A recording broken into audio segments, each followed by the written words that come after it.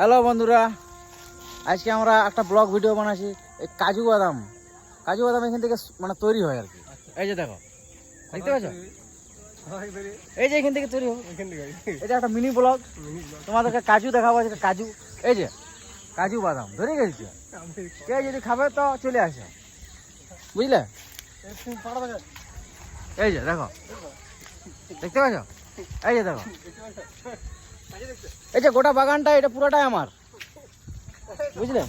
কিন্তু এই যে বাচ্চাগুলো চলে এসেছে, ইয়ার আর মাথা পাড়া ফাটান দিবে আমার। এই যে হ্যাঁ, এই গাছটা পুরা ধরে আছে, লাল লাল একদম। দেখছি আরো যদি আসে তো।